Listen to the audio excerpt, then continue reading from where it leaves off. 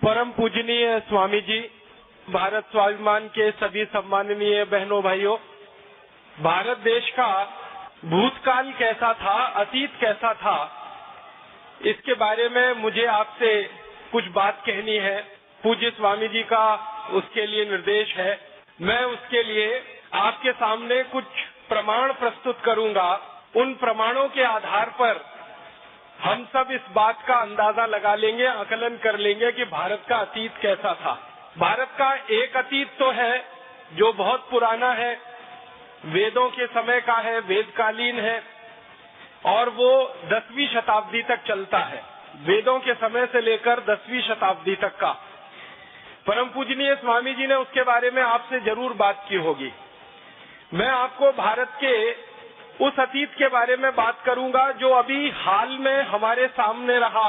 150-200 साल पहले तक, 18वीं शताब्दी तक, 17वीं शताब्दी तक, 16वीं शताब्दी तक, 15वीं शताब्दी तक, माने आज से लगभग 100-150 साल पहले से शुरू करके और पिछले 1000 साल का जो भारत का इतिहास है, कैसा है वो, उसके बारे में थोड़ी सी बात करूंगा। और एक जानकारी आपको स्पष्टता के लिए देना चाहता हूं, वो ये कि भारत के इतिहास पर, भारत के अतीत पर दुनिया भर के 200 से ज्यादा विद्वान इतिहास विशेषज्ञों ने बहुत ज्यादा शोध किया है, बहुत शोध किया है। और दुनिया भर के ये 200 से ज्यादा विद्वान शोधकर्ता, इतिहास के विशेषज्ञ भारत के बारे में क्या कहते रहे हैं, इनमें से कुछ विशेषज्ञों की बात आपके सामने रखूंगा। सभी विशेषज्ञों का रखना बड़ा मुश्किल है क्योंकि 200 विशेषज्ञों का काफी समय जाएगा, लेकिन उसमें से जो प्रमुख है, मुख्य है, ऐसे 8-10 विशेषज्ञों की बात आपके सामने रखूंगा। और ये सारे विशेषज्ञ भारत से बाहर के हैं। कुछ अंग्रेज हैं, कुछ स्कॉटिश हैं, कुछ अमेरिकन हैं, कुछ फ्रेंच हैं, कुछ जर्मन हैं। ऐसे दुनिया के अलग अलग देशों के विशेषज्ञों ने भारत के बारे में जो कुछ कहा है, लिखा है और उसके जो प्रमाण दिए हैं, उन पर बात मुझे कहनी है। सबसे पहले एक अंग्रेज की जानकारी मैं आपको दूं। उसका नाम है थॉमस बेव मैकॉले, टीबी मैकॉले जिसको हम कहते हैं। ये भारत में आया, करीब 17 वर्ष इस देश में रहा। सबसे ज्यादा जो अंग्रेज अधिकारी इस भारत में रहे, उनमें से उसकी गिनती होती है मैकॉले की। और जब वो भारत में रहा तो भारत का काफी उसने प्रवास किया, यात्राएं की। उत्तर भारत में गया, दक्षिण भारत में गया, पूर्वी भारत में गया, पश्चिम भारत में गया। और अपने 17 साल के भारत के प्रवास के बाद वो इंग्लैंड गया और इंग्लैंड की पार्लियामेंट में, हाउस ऑफ कॉमन्स में उसने एक लंबा भाषण दिया। उस भाषण का थोड़ा सा अंश परम पूजनीय स्वामी जी द्वारा लिखित जो पुस्तक है शंखनाद, उसमें आप पढ़ सकते हैं। और वो अंश है, वो ये कह रहा है ब्रिटिश पार्लियामेंट के हाउस ऑफ कॉमन्स में, I have travelled length and breadth of this country India, but I have never seen a beggar and thief in this country India. इसका मतलब क्या है? वो ये कह रहा है कि मैं संपूर्ण भारत में प्रवास कर चुका हूं, उत्तर से दक्षिण, पूरब से पश्चिम में मैं जा चुका हूं, लेकिन मैंने कभी भी अपनी आंखों से भारत में एक भी व्यक्ति ऐसा नहीं देखा जो चोर हो, एक भी व्यक्ति ऐसा नहीं देखा जो बेरोजगार हो, एक भी व्यक्ति मैंने ऐसा नहीं देखा जो गरीब हो। ये बात आप ध्यान दीजिएगा, वो 2 फरवरी सन 1835 को कह रहा है। माने आज से अगर हम ये जोड़ेंगे तो लगभग 160-170 साल पहले वो ये बोल रहा है कि एक भी व्यक्ति भारत में गरीब नहीं है, बेरोजगार नहीं है, चोर नहीं है। वो ये कह रहा है। इसका माने भारत में गरीबी नहीं थी, बेरोजगारी नहीं थी, और चोरी कोई क्यों करेगा जब कोई गरीब नहीं है, बेरोजगार नहीं है। फिर आगे के वाक्य में वो और बड़ी बात कह रहा है।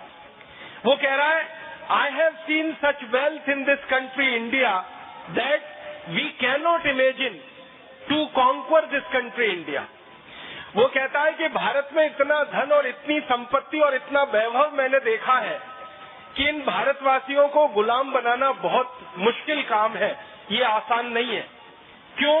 वो खुद कहता है कि जो लोग बहुत पैसे वाले होते हैं, समृद्धशाली होते हैं, बहुत अमीर होते हैं, वो लोग जल्दी किसी के गुलाम नहीं होते। इसलिए भारतवासी हमारे गुलाम हो जाएंगे, ये मुझे बहुत मुश्किल लगता है। और फिर अगले भाषण में वो बहुत लंबी बात कहता है भारत की शिक्षा, भारत की संस्कृति, भारत की सभ्यता के बारे में।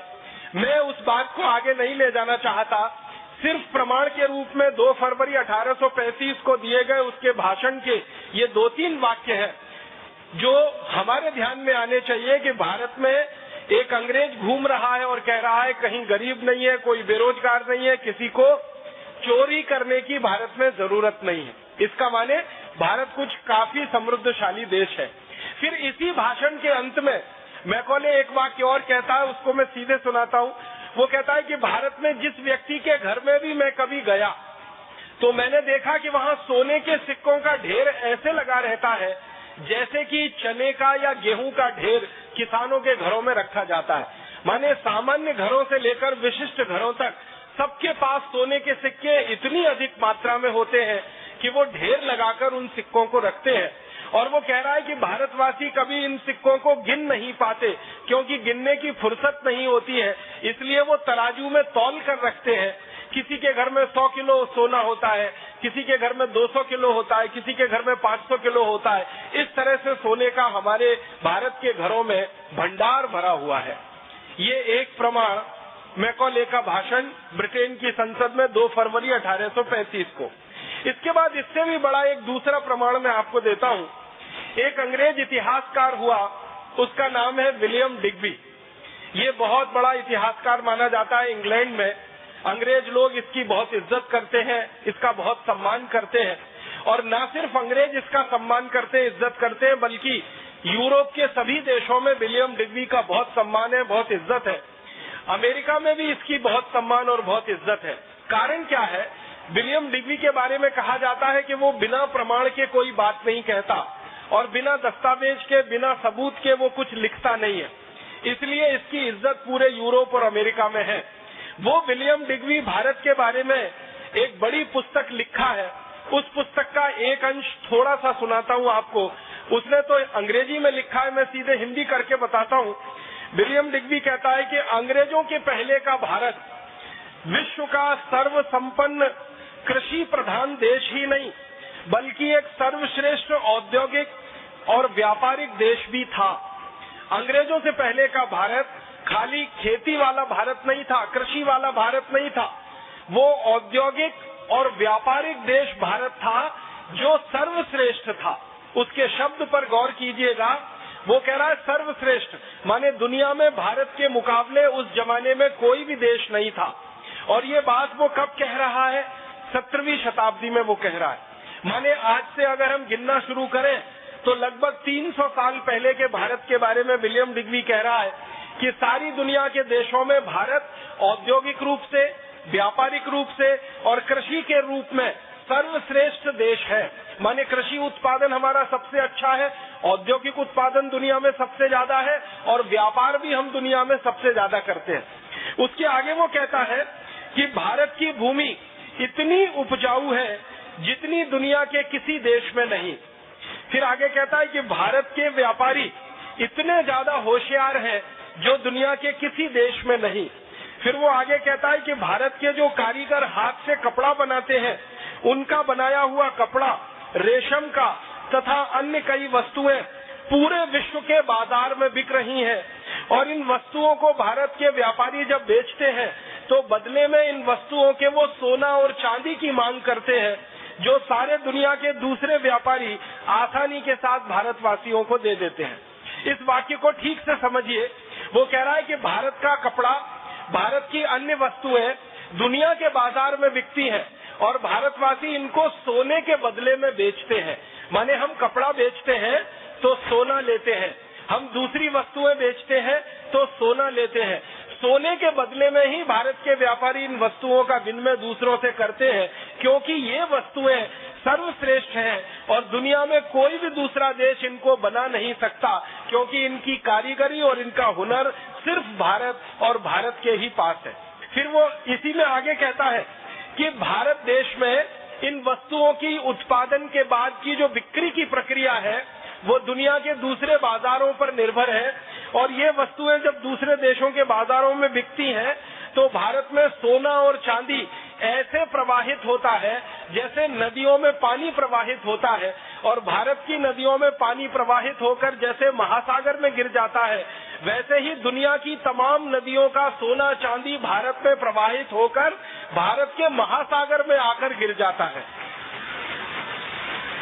और वो अपनी पुस्तक में कहता है कि दुनिया के देशों का सोना चांदी भारत में आता तो है, लेकिन भारत के बाहर 1 ग्राम सोना और चांदी कभी जाता नहीं है। कारण क्या है? वो कहता है कि भारतवासी दुनिया में सारी वस्तुओं का उत्पादन करते हैं, लेकिन वो कभी किसी से खरीदते कुछ नहीं है। मतलब सीधा सा ये है कि भारत आयात कुछ नहीं करता है, इंपोर्ट कुछ नहीं करता है। जो भी कुछ है भारत, वो सिर्फ एक्सपोर्ट और निर्यात ही करता है। इसका मतलब बहुत साफ है कि आज से 300 साल पहले का भारत निर्यात प्रधान देश था। एक भी वस्तु हम विदेशों से नहीं खरीदते थे और वस्तुओं को बेचकर हम सोना चांदी सारी दुनिया से लेकर आते थे। विलियम डिग्वी जैसा एक बड़ा इतिहासकार हुआ, वो फ्रांस का हुआ। उसका नाम है फ्रांसवा पिराट। फ्रांसवा पिराट ने 1711 में भारत के बारे में एक बहुत बड़ा ग्रंथ लिखा है और उसमें उसने सैकड़ों प्रमाण दिए हैं।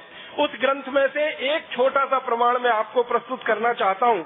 फ्रांसवा पिराट अपनी पुस्तक में कहता है कि भारत देश में मेरी जानकारी में 36 तरह के ऐसे उद्योग चलते हैं जिनमें उत्पादित होने वाली हर वस्तु विदेशों में निर्यात होती है। फिर वो आगे लिखता है कि भारत के सभी शिल्प और उद्योग उत्पादन में सबसे उत्कृष्ट, कलापूर्ण और कीमत में सबसे सस्ते हैं। सोना, चांदी, लोहा, इस्पात, तांबा, अन्य धातुएं, जवाहरात, लकड़ी के सामान, मूल्यवान दुर्लभ पदार्थ, ये सब इतनी ज्यादा विविधता के साथ भारत में बनती है जिनके वर्णन का कोई अंत नहीं हो सकता।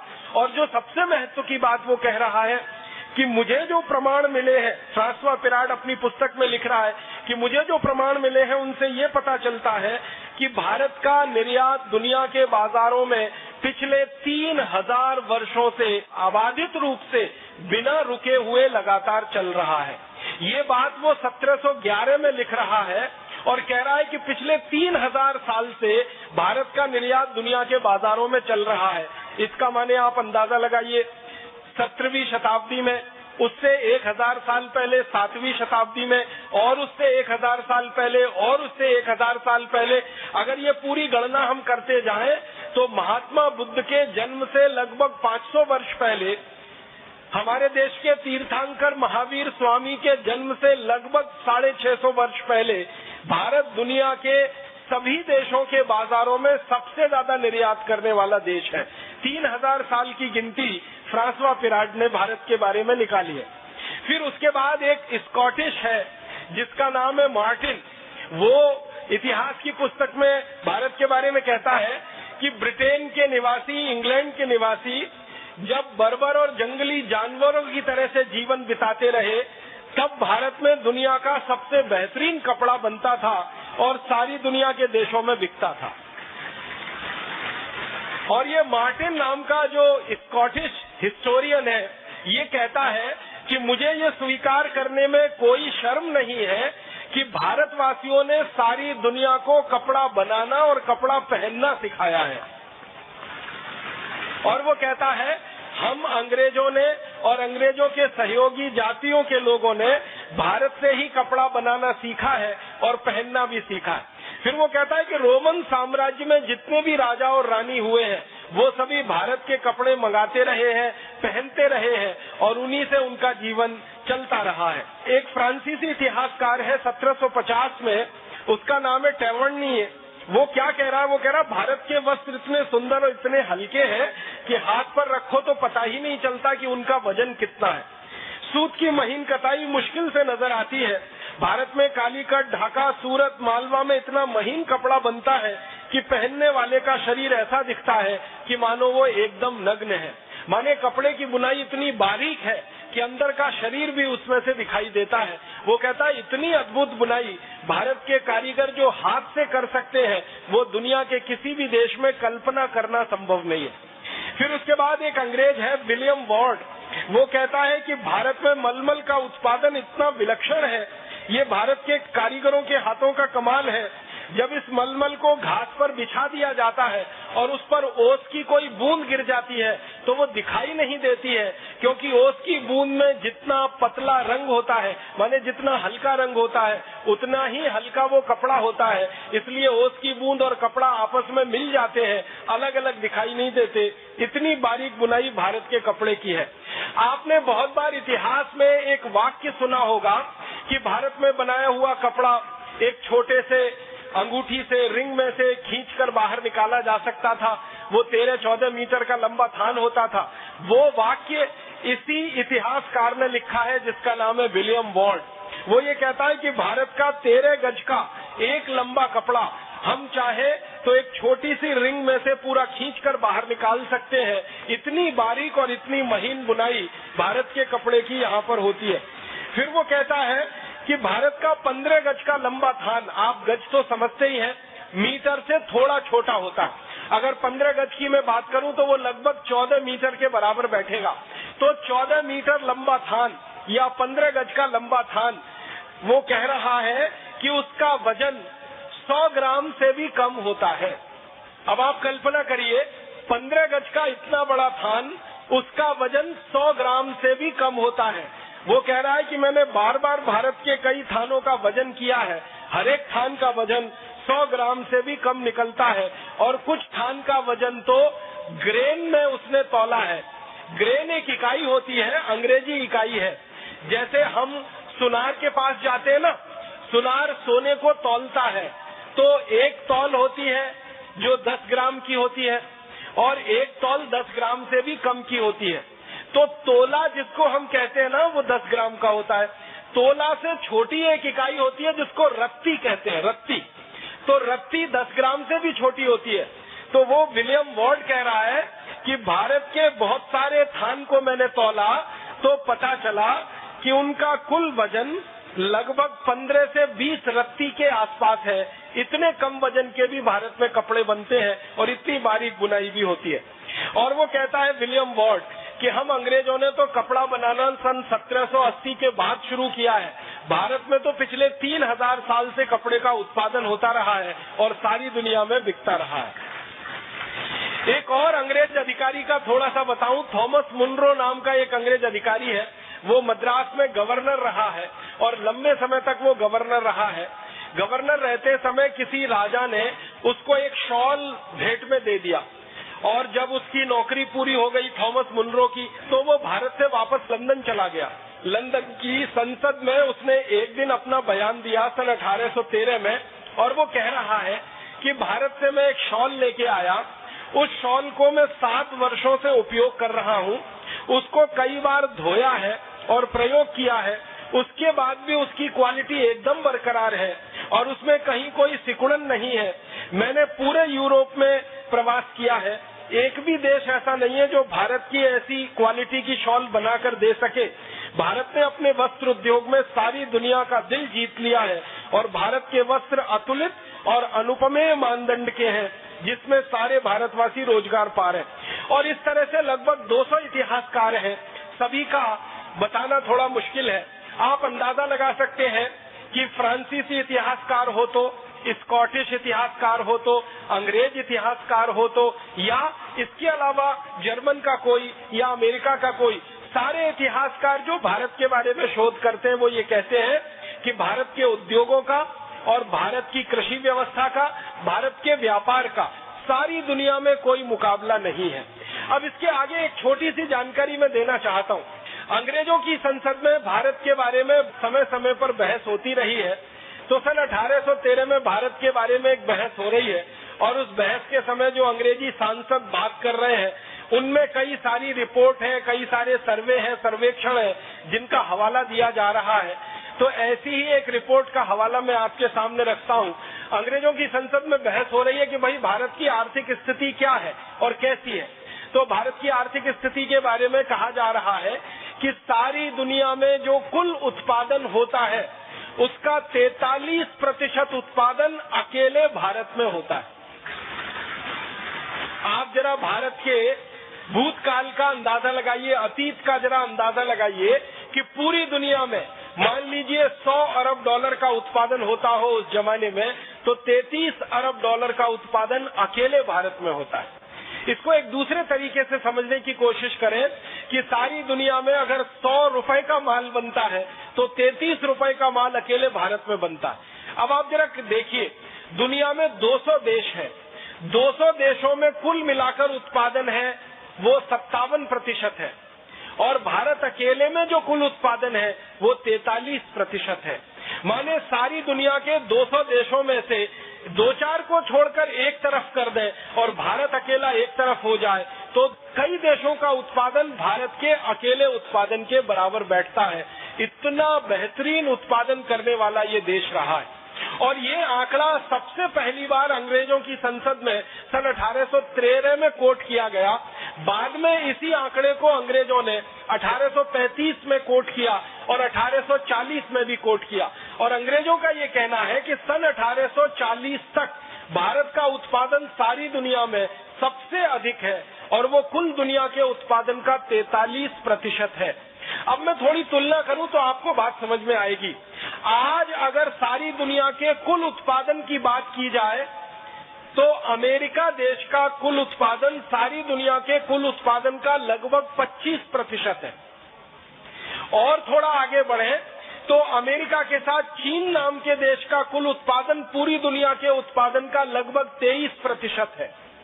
ये 23% और 25% चीन और अमेरिका दोनों मिल जाए तो इनका लगभग कुल उत्पादन जो होता है उससे थोड़ा ही कम भारत का कुल उत्पादन रहा आज से लगभग 250 वर्ष पहले तक। माने आज की दुनिया में चीन और अमेरिका मिलकर जितना कुल उत्पादन करते हैं उतना उत्पादन लगभग उससे थोड़ा कम भारत करता रहा 1840 के साल तक। इतना बड़ा उत्पादक देश था भारत। फिर इसके बाद अंग्रेजों की संसद में और एक आंकड़ा भारत के बारे में कोट किया गया कि सारी दुनिया के व्यापार में भारत का जो हिस्सा है वो लगभग 33% है। इसका मतलब क्या हुआ? पूरी दुनिया में जो सामान बिक रहा है, जो निर्यात हो रहा है, उसमें भारत का निर्यात लगभग 33% है। और ये आंकड़ा अंग्रेजों ने 1840 तक कोट किया है। माने सन 1840 तक सारी दुनिया के बाजार में भारत का माल 33% बिकता है। अब आप 100 रुपए का या 100 अरब डॉलर का निर्यात देखें पूरी दुनिया में तो 33 अरब डॉलर का निर्यात भारत का। 100 अरब डॉलर का उत्पादन देखें पूरी दुनिया में तो 43 अरब डॉलर का उत्पादन भारत का। और इसी तरह से और एक आंकड़ा अंग्रेजों की संसद में भारत के बारे में कोट किया गया और वो आंकड़ा है कि सारी दुनिया की जो कुल आमदनी है, सकल जगत की जो कुल आमदनी है, उस आमदनी का लगभग 27% हिस्सा अकेले भारत का है। तो अब आप कल्पना करिए, दुनिया की कुल आमदनी का 27% हमारा हिस्सा, दुनिया के कुल निर्यात का 33% हमारा हिस्सा और दुनिया के कुल उत्पादन का 43% हमारा हिस्सा। ऐसा बड़ा अद्भुत उत्पादक, निर्यातक और व्यापारी देश भारत रहा है सन 1840 तक। अब उस समय अमेरिका की बात करें तो सन 1840 में सारी दुनिया के निर्यात में अमेरिका का निर्यात जो है वो 1% से कम है। सारी दुनिया के निर्यात में ब्रिटेन का निर्यात सन 1840 तक आधे % से कम है।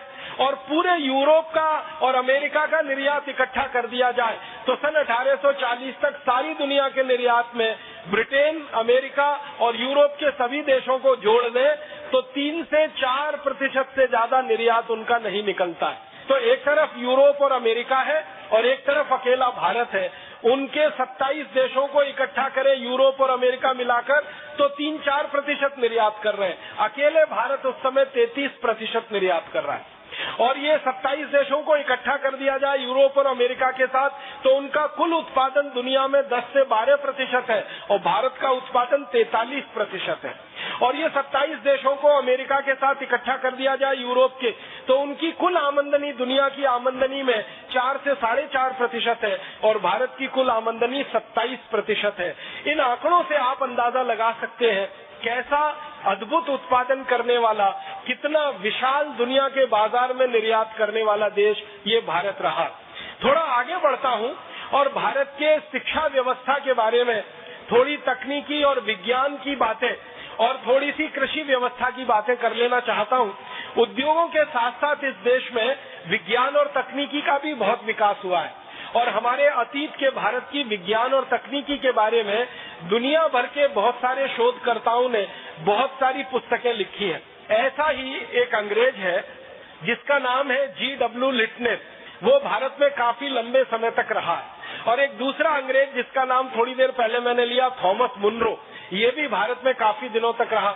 ये दोनों ने भारत की शिक्षा व्यवस्था पर बहुत ज्यादा काम किया है। एक और अंग्रेज है, उसका नाम है पेंडरकास्ट, उसने भारत की टेक्नोलॉजी और विज्ञान पर बहुत ज्यादा काम किया है। और एक अंग्रेज है कैम्पबेल करके, उसने भी भारत की विज्ञान और तकनीकी पर बहुत ज्यादा काम किया।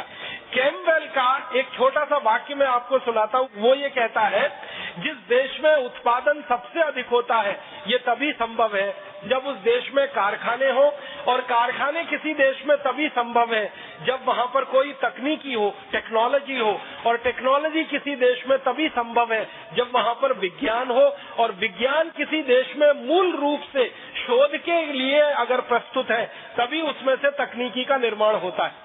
मतलब इस वाक्य को सरल तरीके से हम समझे कि मूल विज्ञान होता है जिसको हम आज की अंग्रेजी भाषा में फंडामेंटल साइंस कहते हैं, फिर उसमें से अप्लाइड साइंस निकलता है, वो प्रायोगिक विज्ञान होता है, और उस प्रायोगिक विज्ञान में से तकनीकी निकलती है, और उस तकनीकी में से कारखाने निकलते हैं, और उन कारखानों से फिर उत्पादन होता है, और वो उत्पादन फिर सारी दुनिया में बिकता है।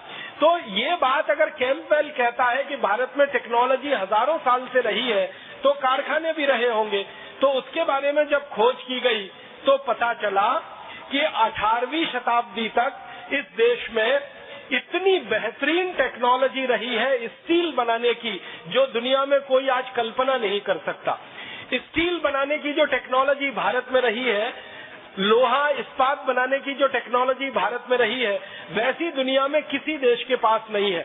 अंग्रेजों का ये जो अधिकारी है कैम्पबेल, वो ये कहता है कि भारत का बनाया हुआ लोहा, भारत का बनाया हुआ इस्पात सारी दुनिया में सर्वश्रेष्ठ माना जाता है। उसके बारे में वो एक मुहावरा दे रहा है और वो कह रहा है कि इंग्लैंड में या यूरोप में अच्छे से अच्छा जो लोहा बनता है वो भारत के घटिया से घटिया लोहे का भी मुकाबला नहीं कर सकता।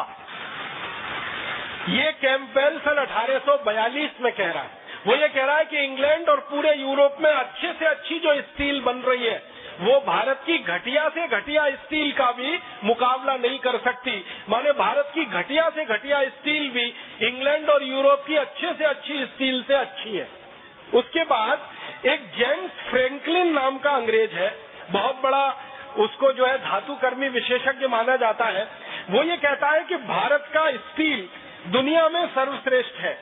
यूरोप में सबसे अच्छा स्टील इस समय बनता है स्वीडन में, लेकिन भारत का स्टील उससे कई गुना अच्छा है। भारत के कारीगर स्टील को बनाने के लिए जो भट्टियां तैयार करते हैं, जिनको हम अंग्रेजी में ब्लास्ट फर्नेस कहते हैं, वह दुनिया में कोई नहीं बना पाता। वो कहता है कि इंग्लैंड में लोहा बनाना तो हमने 1825 के बाद शुरू किया, भारत में तो लोहा 10वीं शताब्दी से ही हजारों टन में बनता रहा है और दुनिया के देशों में बिकता रहा है। वो ये कहता है कि मैं 1764 में भारत से स्टील का एक नमूना लेके आया था। मैंने इंग्लैंड के सबसे बड़े विशेषज्ञ डॉक्टर स्कॉट को स्टील दिया था और उनको ये कहा था कि लंदन रॉयल सोसाइटी की तरफ से आप इसकी जांच कराइए।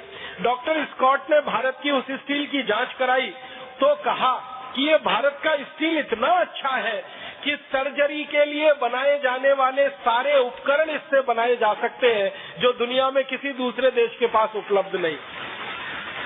आप जानते हैं सर्जरी के लिए जो उपकरण बनाए जाते हैं, चाकू बनाए जाते हैं, छुरियां बनाई जाती हैं, कैंचियां बनाई जाती हैं, टांका लगाने के लिए सुई बनाई जाती है, ऐसे 100 से ज्यादा उपकरण सर्जरी के लिए बनाए जाते हैं। तो डॉक्टर स्कॉट कह रहे हैं इस बात को 1764 में कि दुनिया में किसी भी देश के पास सर्जरी के लायक बनाने वाला स्टील नहीं है, क्योंकि उनकी क्वालिटी अच्छी नहीं है। लेकिन भारत का स्टील जो मेरे पास आया है ये इतना अद्भुत है कि इससे सर्जरी के सारे उपकरण हम बना सकते हैं। फिर वो अंत में कह रहे हैं